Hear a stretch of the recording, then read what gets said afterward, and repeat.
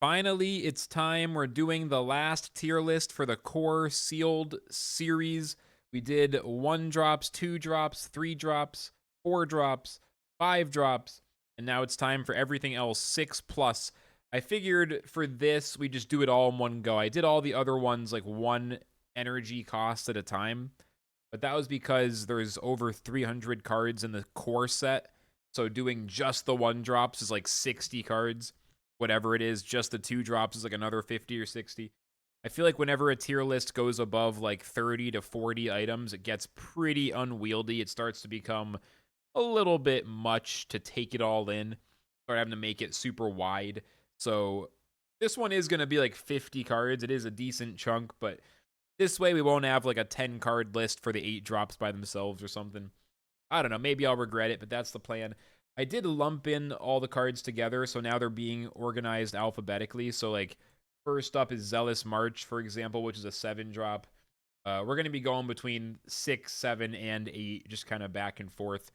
So we'll gauge them all. We'll rank them all just based on Endgame type of stuff. And it's funny because we're in apparently reverse alphabetical. Zealous March is the first card on the stack. And if anyone's watching this who's not aware, Zealous March is one of the strongest cards in Sealed. It's one of the best win conditions in Sealed. Not only getting 4 2/2 acolytes, but protected. On top of that, it's just almost. I mean, there's ways to clear it, but not a lot of ways. So if your opponent is not already ahead on the board, Zealous March is just something they have a very hard time coming back from. 1 Zealous March is enough to win the game, and it's nutty. So that's a pretty easy S tier. And then Witherfingers, just moving right along, they're all 7. Or no, I guess this time I will say the mana cost, because most video it's the same for every card. So if I say the mana cost, I'm saying the same thing over and over. But this time we have different options, so I will read out the mana. So 7 mana, Witherfingers, 8 attack, 6 health, Nether Tribe, Roar. The 3 strongest enemy creatures gain burn +2 and go to sleep. This is a classic budget card, been used forever and constructed. Very strong and sealed. It's at least an A tier. A is automatic include. S is like one of the best cards in the game. Witherfingers is very close, but I think because a lot of these late game cards are very strong, so we have to hold them to a pretty high standard. Like, this is A, maybe A+, but I won't give it an S because it does cost 7 energy. So we have to remember that as we go through all of these cards. We're measuring them against a much higher power level. Void Drake, Roar, destroy each creature with 3 health or less. 7 cost, 7/7 dragon. I mean, we're starting off with some amazing cards. Like, it's just another A tier for sure. You'd be surprised if you haven't played this, just how good it is. Like, it's more common than you think that you're going to be able to clear the entire board, destroy 2, 3, 4, 5, a lot of creatures.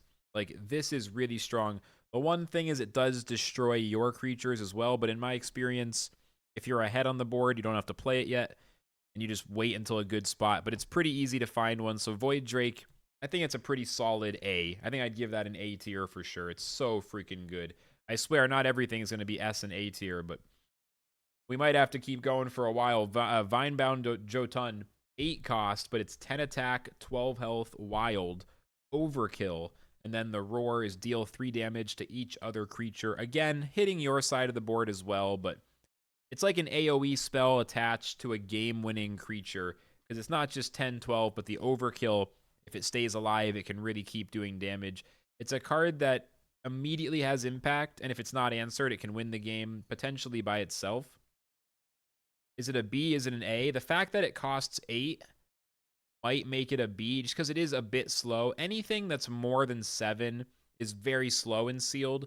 It's not that you can't run 8 drops, but 8 drops are almost never going to be S tier or A tier, just because it's a little too slow. The game will end before you can play it too often. So Jon, if it was like a 7 cost of that magnitude, would be an easy A to S, but at 8, it's going to be a B. Vampiric Skull, 6 energy, 6/6 Nether. Roar, summon a creature that costs 3 mana or less from your void and give it soulless. Another budget staple for constructed. There's going to be a lot of those because the core set is where a lot of budget cards come from. and it's very strong in sealed because it's just big value. It's good for the same reason in sealed as it is in constructed. It gets a bunch of stats on the board very quickly. The only thing is you need other creatures that are worth it. So you need some good 3 drops, 2 drops, 1 drops. If your deck already sucks, then Vampiric Skull is a little bit less good. I think it's a B just because if you're way behind, it's not going to help.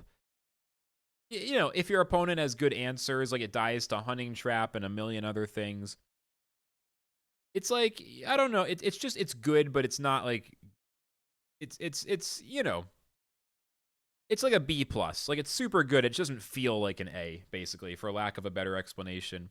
Okay, 9-drop, Unacceptable Monstrosity. Fun fact, there's only 2 9-drops in the entire core set. This one is a big one, of course. Frontline, 12/12, Protected, and Ward, Mystic Tribe. Problem is, 9-drops are just not playable and sealed, pretty much. Some of them can be worth it, even though it's usually more for fun than anything. We'll get to Echo Fawn later in this video, which is the other core set 9-drop. I wouldn't give it an F, but I would give it a D, because it's just like you're rarely going to go long enough to play it. When it happens, it's great that you have it. It's just not playable in enough of the games to be good. So I'm going to give it a D, unfortunately. Sorry, Monstrosity. Tome Golem, 8 mana, 8/8 Atlantean, roar, draw 4 cards. It's another one that, even though it's very strong, costing 8 means it's not worth it. Like, drawing 4 is good and all, but this is going to, you know, this is going to change the outcome of the game far too rarely to be worth it. And it's going to sit in your hand unplayed most games because it costs 8. So it's another D. And acknowledging again that, yeah, I still haven't really improved my, like, sealed, my tier list thing with the, like, I know this is a little bit annoying maybe. So I'm going to figure out something eventually, but sorry for the zooming. The easiest way for me to maneuver this. Next up, Tombblade Master. 7 cost, 4 attack, 5 health, a Nubian. Frontline, Soulless. A lot of words on this. Afterlife, summon the strongest Anubian from your void and give it frontline. It doesn't get played in constructed because it's just like a weird synergy that's not really worth the setup. So in sealed, it's even less worth it. Like, you're not going to get the synergy. That's actually an F tier, I think. It's really, really bad because, like, you're just you're almost never going to have a worthwhile synergy. Even if you do have, like, a Frost Queen or something else that's a bigger Anubian, you have to draw it, play it, it has to die, then you have to play this, then this has to die. Like, it's too many steps. It's not that good. You usually don't get a synergy option in the first place. That's a straight up F. The Hunt. 6 energy spell. Deal 8 damage randomly, split among all enemy creatures. Nature. Good removal. I feel like the Hunt was really good a year ago, a year and a half ago. I feel like between Light's Verdict and Tides of Fate, like, the last, you know, handful of sets has definitely just taken away the Hunt's bite. Now we have stuff like Drag Down and why am I blanking on the other one? Blood in the Water. Drag Down and Blood in the Water, which have both just made the Hunt look really weak in comparison. You're still going to include it in a lot of decks, especially if you don't have other good 6-drop options, because you're often hungry for spell-based removal. Like, beggars can't be choosers.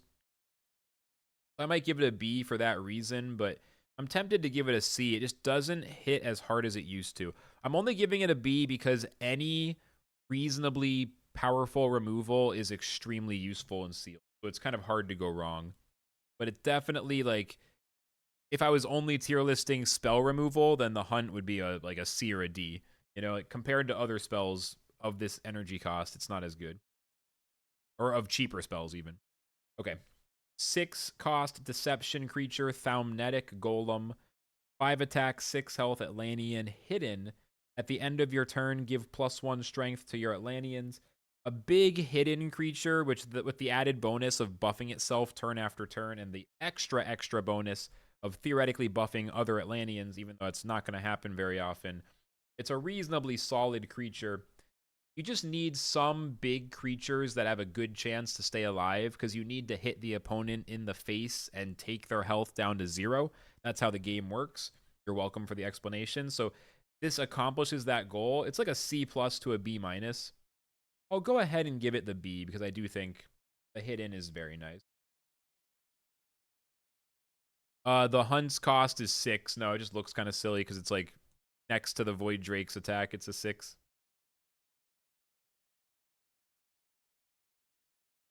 Next up, Thalia, Charlight, Temptress. 6 energy deception creature, 2/2 guild. Roar, gain control of an enemy creature with sleep. If you get at least 2 or maybe even like 3 other ways to put things to sleep, you can run Thalia more for the fun than for the sheer goodness of it, but it is occasionally very strong, and damn, it's satisfying to pull off. Like, when you actually steal a creature with Thalia, it feels great. I have a hard time not giving it a D, though, because at the end of the day, it's not consistent enough, and you probably shouldn't run it most of the time. Rapture Dance, 6 energy deception spell. Deal damage to each enemy creature equal to the number of enemy creatures on the board. Extremely powerful AoE. Easily wipes most sealed boards. And the thing is, the further behind you are, the stronger Rapture Dance tends to be. That's an easy A in my book. Close to an S, like an A+. Rapture Dance is just the classic example of really good removal. A classic example of the kind of card you see in Gods Unchained, which is just area of effect removal. There's a whole lot of it. Next up, Purification Filter. 6 energy light spell. Each creature has their strength and health set to 1. While it is good and it can help you get out of a tough spot, it's not nearly as good as Rapture Dance, for example. It affects your creatures as well, and it doesn't actually kill things, although it is guaranteed to take stuff down to 1/1. I just don't find it very good. I'll give it a C because, like, I understand it helps often enough that if you don't have other spell removal, you probably should run Purification Filter, but I don't like it. It feels so situational. I would certainly give it a C. Like, I'm pretty happy giving that a C. Planetar Centurion, 7 cost mage creature, 6/8 Aether, frontline. Roar, add a random Aether to your hand for each Aether in your hand. You're rarely going to get a lot of Aethers. It's a pretty rare tribal tag to begin with. Like, it's hard enough getting Aether synergy and constructed, which you never really see. So getting it in sealed, unlikely. I do think 6/8 frontline is playable, though. Not amazing, but it's playable at 7. Like, big frontline, it could be worse kind of thing, you know? And it does have theoretical potential upside, so I'd give it a C. But you're only picking that if it's a really bad pool. If you have, like, really weak 7-drop options, like, and 6-drops, like, you're just not getting good late game. Planetar is, like, a better-than-nothing kind of card. It's like a C- to me. Phylactery, 0/2 Relic, 6-cost death card.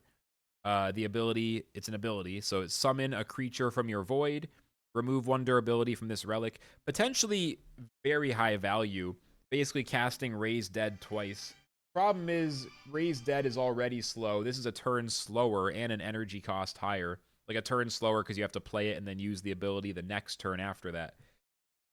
On top of that, they could just remove the relic and then you get nothing. So it's a D. Like, it could be good. It can even theoretically win matches. It's just so inconsistent because it's so slow.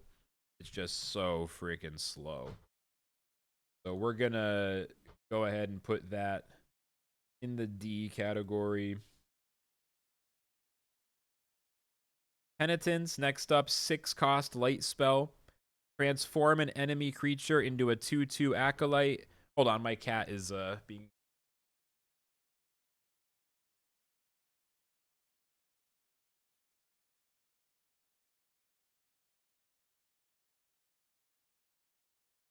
Cat has gotten into trying to get into every cabinet at all times and attacking the doors.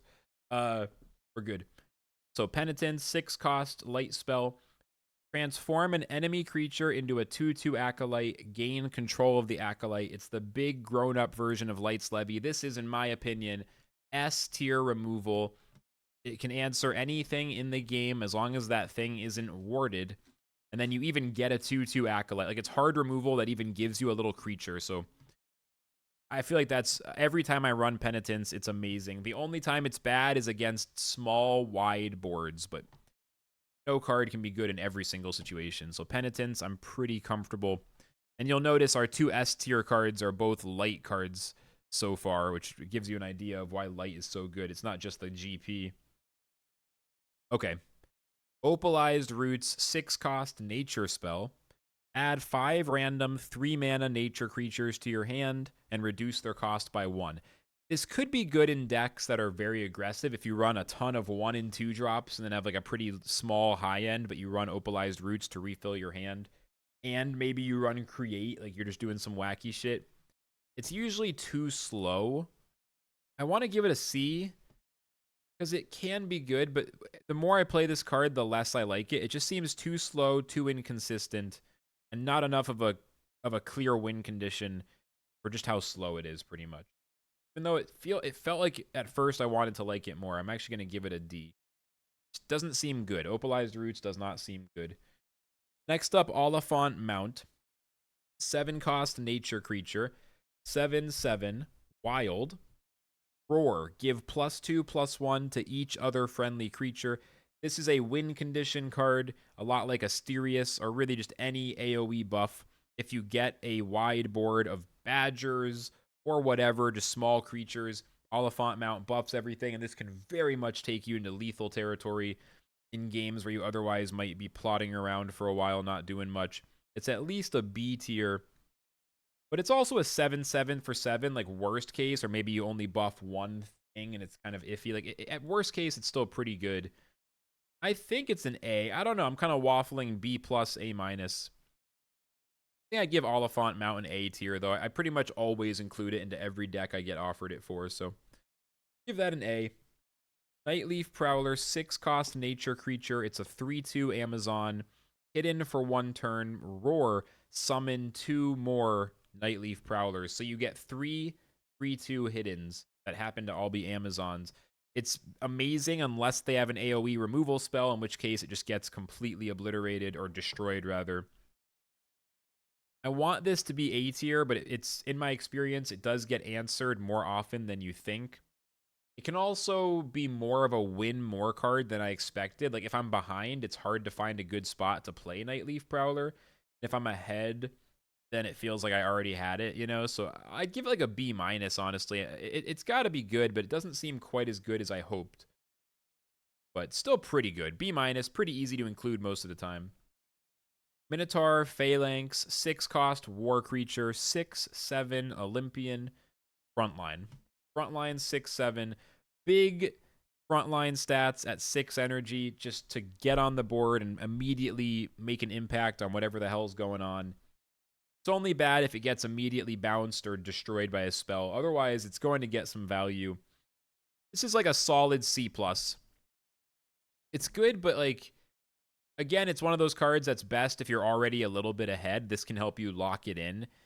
But when you're way ahead, it doesn't really matter, right? And if you're behind, if you're like, I don't know, if you're in a close match either way, if you're a little bit ahead, it can push you further ahead. If you're a little bit behind, it can kind of equalize you.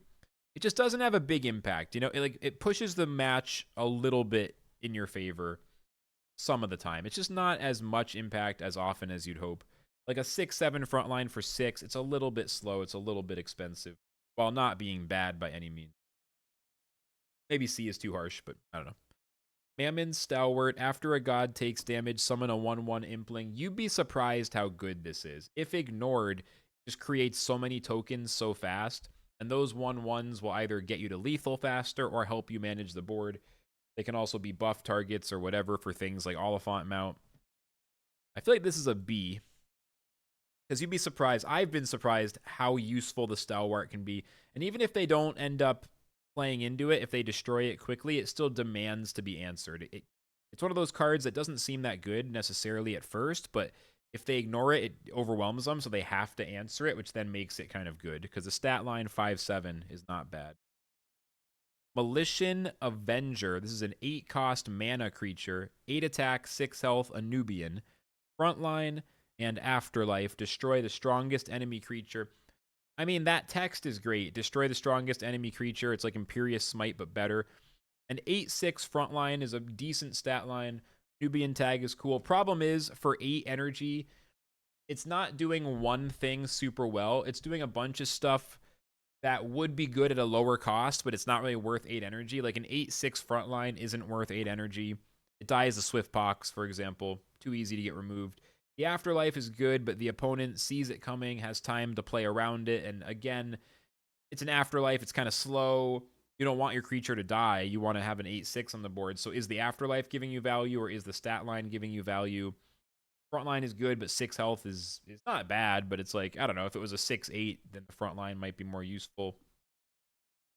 Just a weird combination that ends up not being worth it for 8. Like an 8-drop needs to be amazing in a clear way. 8-drop needs to have a clear and significant impact. Mili Avengers is a great demonstration of how a bunch of stuff that looks kind of strong doesn't necessarily add up to a good 8-drop. Next up is Ladenukd Dragon. 8 cost, neutral creature, 12 attack, 12 health, dragon. Roar, reduce the mana cost of each dragon in your hand by 1 for each card in your hand. I don't even know if you can get this in sealed. I've never seen it, so I think it might be excluded. You're just not going to have enough dragons in your hand to play this. Although 12/12 is okay as just a huge stats. Like, if I had a deck that was lacking in stats, 12/12 might be enough to just play for that. It'd be a C minus D plus kind of thing.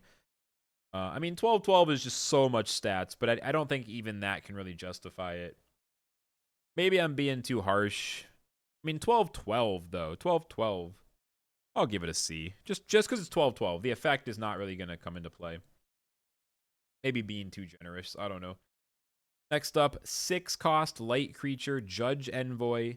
6 attack, 6 health, Aether. Roar, set an enemy's creature's strength to 0. Enemy creature strength to 0. That's really strong. It's a permanent effect. It essentially makes a creature useless unless they can buff it back up.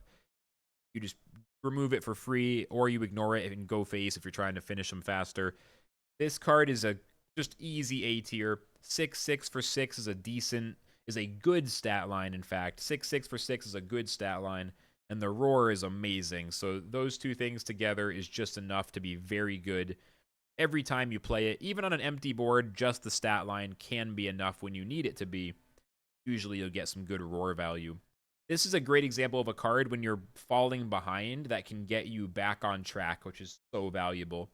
Stopping your opponent from running away with it by really just getting in their way. Massive value. Okay. Next up, Inferno. One of the best AoE removal spells in the game. 7 cost mage spell, deal 5 damage to each enemy creature. S tier. 5 damage AoE to the opponent's board only. Like, most Gods Unchained AoE removal hits both sides of the board. This is so strong to only hit one side. And sure, it costs 7, but that's just amazing. That's just a S tier in my opinion. Next up, Heavner, the infamous Heavner, 8 cost nature creature. Starts out as a 5/5 wild, but the Roar is that it gains +1/+1 for each wild creature in your void. Got Confused, Frontline, Overkill, and Ward. So the Frontline, Overkill, Ward combo is pretty sick. Confused is a little bit bad. Heavner is fun and sealed. And if you're going to play nature anyway, or if, like, that's your best option with Heavner, like, yeah, go for it. Go for the Badgers into Heavner. He is good. It's just, like, the amount of times I've actually won from Heavner, it happens, but it's pretty inconsistent. That's all. It's pretty inconsistent. I'm going to give it a B. B minus, and I'm being a little bit generous. I feel like Heavner might be more of a C tier card purely based on strength. It's just not consistent enough, I think. But it's so fun, and it could be a B. It could be a B. It's probably more of a C. I'm going to give it the B because, come on, Heavner's awesome. And it's a good excuse to run nature and get the Badgers instead of the Acolytes, which can be kind of nice. Nature is, like, fun. Like, that GP costing 2 makes it kind of chill. Okay. Alien Elite, 8 cost neutral creature. It used to be what? It used to be 12/12. They nerfed it down to 9/9. So now it's a 9/9 Aether. Frontline protected. It's still a big frontline protected. But 9/9 just isn't as good as 12/12. Like, the numbers are big either way. 9/9 is so big.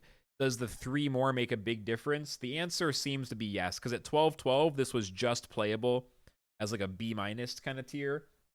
Now it's like a D+. Like 9/9 for 8, even with frontline protected, just doesn't really feel like it's enough. There's something about it, and I'm curious if maybe I'm wrong or if people feel differently, but just seems like 9/9 frontline protected for 8, not worth it. 12/12 was just enough. There's just something about it. You just get more damage, you survive longer, you get to lethal faster. That 12, that extra damage compared to 9, and the health. 9/9 just doesn't hit as hard. At a certain point, it starts to feel like whatever. Like, is a 17/17 that much better than a 16/16? Like, it's always better the higher the number is. And yeah, I guess basically the answer is yes. It still matters. Even if at high numbers, different amounts still matter. And at 9/9, Alien Elite just ain't there. Okay, Helium Blade Master. 6 cost, war creature, 5/5 Aether, ward, roar, draw a card. It's just the draw that makes this so good. Ward is nice. Ward is actually quite strong and sealed. Surprisingly so, as people realized back when sealed first dropped. Like, wow, ward really kicks ass in this mode. But I think it's the 5/5 draw card ward for 6. It just it hits. It's enough. Like, all 3 of those effects are good. The stat line's good, drawing is good, ward is good. It's like the definition of a B tier. Not winning the game on its own, but it's just extending your value. It's like such a nice, satisfying combination of effects there. So yeah, Helium Blade Master is a B. Hector, Prince of Troy, 7 cost war creature, 6/6 Olympian. If any of your creatures in your void have Blitz, Flank, Frontline, Leech, Protected, or Twin Strike, this creature gains those keywords. So this is a really good one as long as you have enough other keywords in your deck. If you have a couple Blitzes, some Frontline, some Protected, maybe a Leech or a Twin Strike, like if you have some of that, this is great. But if you have a weird pool with like no keywords, then this is bad. If you only have like 1 Blitz and that's it somehow, usually you'll have enough. If you have at least 2 of these keywords, especially Blitz and Frontline and or Protected, 2 of those 3, at least like a couple, like 2 or 3 of each, or you know, 2 or 3 total even, like, you know, Hector's pretty good. You might get a weird pool once in a while where you don't have the keywords. You usually will, though. He's a solid B tier. 7 with a little bit of setup. He's, you know, for a 6/6, I'd give him a B tier. I wouldn't say he's amazing, but he's solid. Harpcupid, 6 cost light creature, 2 attack, 4 health, Aether Tribe. The roar is to set a creature's strength and health to 2, and it's basically a spell on a body. Like, the real thing here is setting a creature's strength and health to 2, which is basically close to destroying a creature of your choice, like turning a big stat creature into a 2/2, then something else can kill it, or this can kill it next turn. Basically, creature removal on a stick on another creature. Harpcupid is good, but not great. I give him like a C+. Like, he's a C, but a very playable C. If you don't have other removal, especially, Harpcupid is excellent. In fact, I changed my mind. He's probably a B. Isn't he a B?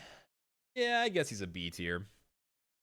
He's a B tier. He's just very reactive. He's a very reactive B tier. So if your deck is too reactive, Harpcupid is going to not help too much. Grendel, 6 cost war creature, 4 attack, 4 health, Nether Tribe, Blitz, Protected, and after this creature attacks, it becomes protected. So if it's protected, it hits something, it loses the protect, it gets it right back. Super strong. If you've played this or seen it in sealed, you know that it just gets ridiculous value. It's very sticky. It can be very hard to remove. Of course, some things will just remove it. But if your opponent doesn't have like hard spell removal that's based on just the destroy keyword, like if they don't have a Ray of Disintegration or a Swift Pox, damage-based removal has a hard time because it just keeps getting protected back. Like, protected is really strong. You kind of realize how strong it is when you see it on a card like Grendel that just keeps protecting itself. I think that's a pretty good A tier.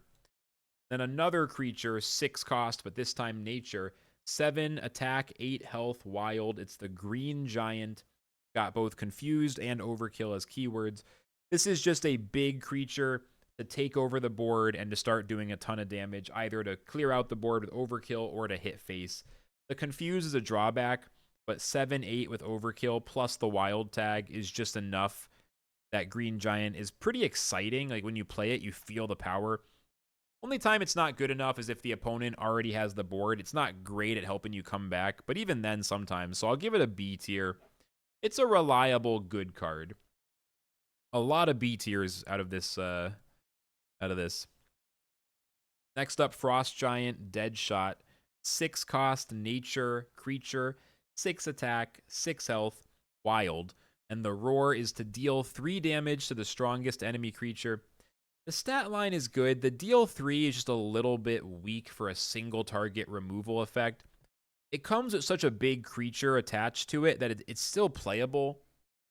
It's just not like A tier removal by any means. It's a solid B. I feel like this card is more about the creature. Like the 3 damage removal is more of a bonus. More about getting a 6/6. That's the main feature of that card. So it's a B tier. Lots of Bs. Might have to extend this a bit in a second. Gray Aric Mage of Selene. 8 cost mage creature, 4 attack, 7 health. Roar for C2. Draw 2 cards and set their cost to 2. The Mystic. This is just not going to be consistently helpful in your sealed decks. It was only really good in old mage decks before Randian came out as a way to set up Avatar of Magic. So an old Genesis card. So it's really just D tier. It's just not good at all in sealed. In fact, it's kind of F tier. It's a really bad 8-drop when it's not like specifically in the one mage combo deck that it's built for. So F in this context. Rest in peace, Frey. He was cool before they printed Randian and kind of made Avatar of Mage irrelevant. End times, 8 cost, death spell. Destroy each creature, then summon a 6/6 demonic skull. Wipe the board and then give you a 6/6.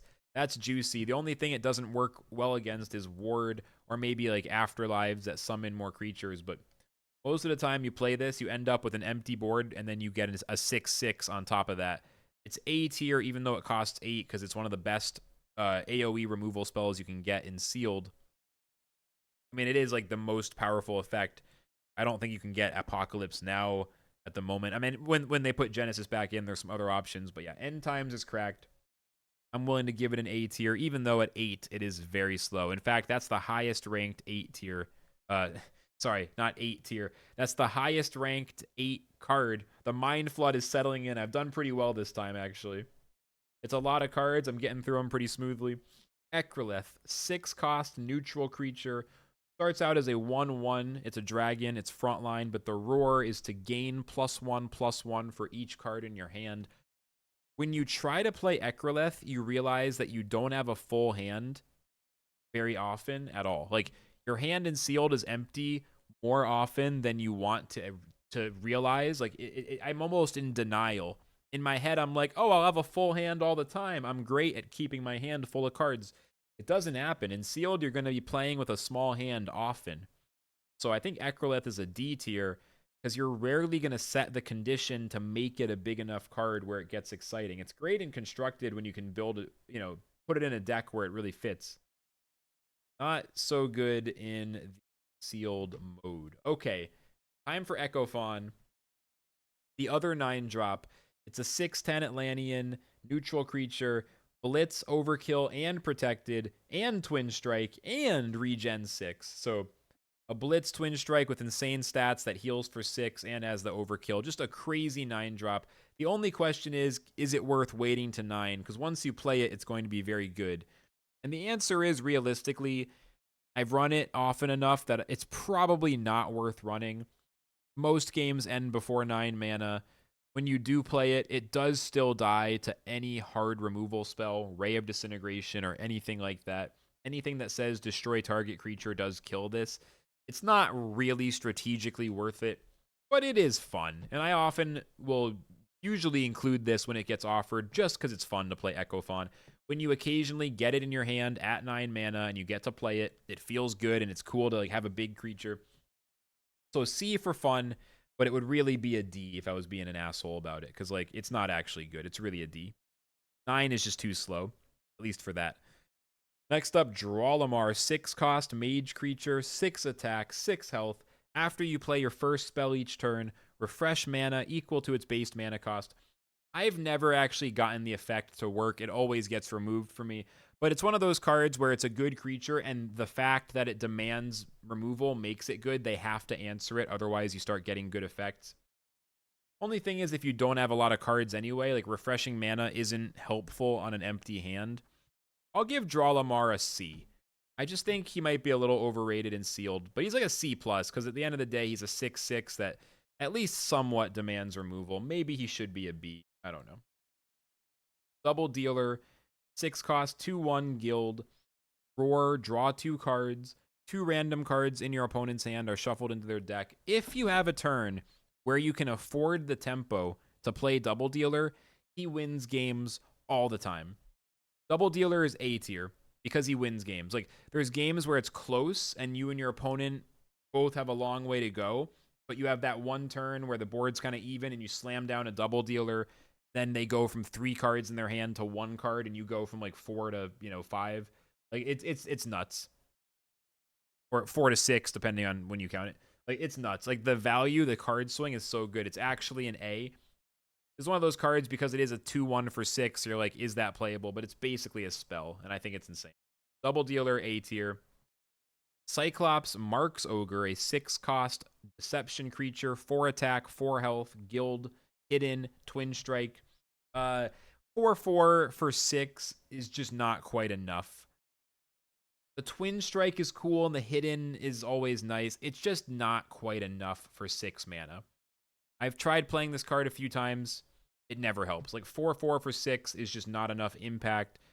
Twin strike, if it was blitz, would be great. But without blitz, it just doesn't make up for the costs at 4/4. So that's a D. Even though I wanted it to be like a playable thing, it's just really not. Cyclops Defender, 7 cost, neutral creature. 6 attack, 10 health, wild, frontline. 6/10 frontline. I wouldn't give it an A. I'd give it a B. I mean, it's a big-ass frontline for 7. They have to answer it somehow. It's often a 1/1, but it also has a decent chance of getting a 2/1 or better if they have to run in multiple creatures. It's like a B, B-. Like, it's not that good, but sometimes it's the last step to just, like, get you there. Here, let's extend this image a little bit. What do I need to do? I need to resize the canvas or make it a little wider. That'll get us there. All right. Cerberus Stick sound, 6 attack, 7 health, 7 cost, death creature, nether tag. At the end of each turn, destroy an enemy creature with 3 health or less. So it's like a slower motion Void Drake that only targets enemy creatures. At first, I didn't think this was so good, but it's amazing. If your opponent doesn't answer it, it will win you the game. And with 7 health, it's pretty hard to answer. It also has immediate impact because at the end of the turn you play it, it destroys an enemy creature, assuming there's one that meets the condition. That's absolutely A tier. Furnace Bowl, 10/10 for 7. Even 10/10 by itself with no frontline, no protect, no extra juice, it's just a little bit slow. If you're in a close match and you both have an empty hand, this is a great top deck kind of card. But if you're behind at all, the Burnished Bowl is often not enough. I'd say it's a strong C, and it's certainly playable in bad pools, but you're hoping for better 7 drops. It's only playable if you have nothing better. It's just not quite as good as it needs to be. 10/10 for 7 just doesn't do it. Born Again, 6 cost light spell. Pull a creature from your void to your hand, give it +5/+5 and ward. I think, yes, this card is kind of slow, but in games where it goes on for a while, this is absolutely a win condition. Like, if you're both like looking for something big, then this card can win games. Also, like, if you just find time to play it, like, it can be super worth it. The way this card works is you use it on a 1-drop or a 2-drop or something, and you play the card that you get from Born Again the same turn as you play Born Again. Sometimes you'll get a big card like pulling back a 7-drop, but a lot of times you're making a 1 or a 2-drop big again and then playing it. It's the +5/+5 and ward together. I think people are too greedy with this card, and so they don't think it's good. But if you try using it on cheaper creatures, it's pretty fucking good. It's pretty fucking good. I've had people tell me Born Again's not good. I think it's pretty fucking good. Blackblood Blast. Destroy all creatures, deal 8 damage to your god, 6-cost death spell. It's just 8 damage to your god is a lot. It is a strong AoE, but 8 damage to your god is a lot, especially later in the game, especially if you're behind on the board already and maybe they've already been hitting you in the face. I find the juice isn't really worth the squeeze, but realistically, if you don't get offered better removal, Blackblood Blast is better than having no AoE, because you need some good, big removal spells to feel comfortable and sealed. So I would say it's like a C-, but you run it if you don't get anything better for AoE removal. Okay, almost there. Aric Mage, 6-cost war creature, 4 attack, 5 health, Mystic Tribe, Leech, and then the Roars to deal 1 damage to each creature. It's like a mini Ember Oni. Remember back in the day when Aric Mage was the strongest AoE thing like this with Leech back before Ember Oni? Aric Mage is an auto-include. It doesn't seem that impactful, but 1 damage AoE is better and more useful than you think. Leech can be quite clutch. This card, it has an impact on the board, and it gives you a little heal, and it is a creature, which at 4/5 like is a decent stat line. So the combination can keep you alive and help you pull yourself back in when you're just about to lose. Like Aric Mage can just save your ass and turn a lost game into a won game. So it gets an A, even though it might not seem like much, because the combination is just enough to save you more often than you might realize. Athena's Conjurer, 6-cost light creature, 2 attack, 5 health, frontline. Roar, summon a 2/5 Properian Owl with frontline. Makes 2 2/5 frontlines. It's pretty damn good. I would give it a B. Like solid value, not an A, not amazing, not cracked, but almost always playable. And it's just like exactly the right power level for a 6. Without being busted, it's like exactly right for a fairly strong 6-drop, and it fits right in with light. Going wide on the board, getting some stats out there. Multiple front lines is pretty good. It's a pretty easy B. Asterisk Implosion, deals 6 damage to a character and 1 damage to each other creature. Premium burn that can go face while also managing the board, or it can completely focus on just killing the opponent's creatures and take out something big. I think Asterisk is an easy A. Like, you get lethal with it, you answer the board with it, you single target removal with it. A little bit of everything in a very strong way. Asterius S tier. Maybe I'm getting ahead of myself. It's an A+ to like S- kind of thing. But it just feels so good to have Asterius and spam some Acolytes. Like, half of the time you draw Asterius, you're going to get 1 or 2 creatures buffed. And that's really all you need, along with the 4/6 frontline, to get massive value in sealed. Like, all the reasons Asterius is good in constructed, most of them apply to sealed. Like, it's easy to pull off the same kind of thing. And it's just even stronger in sealed because your opponent has more of a chance of having no good answer. So I love Asterius and sealed. I'm willing to give it the F. I'm sorry, the S. I said F. I'm falling apart. Speaking of S, this is another S tier for sure. At the end, we're hitting some S tiers. 8-cost War Relic, Ares Runeblade, 6 attack, 3 durability. God Blitz, after you attack, deal 2 damage to each enemy character. That includes whatever you just attacked. So if you hit the opponent in the face with this, they take 6 damage, then another 2 damage to face. So it's 8 damage to face when you swing at the face. Or if you have to hit something else and clear the board, it still does 2 damage to face.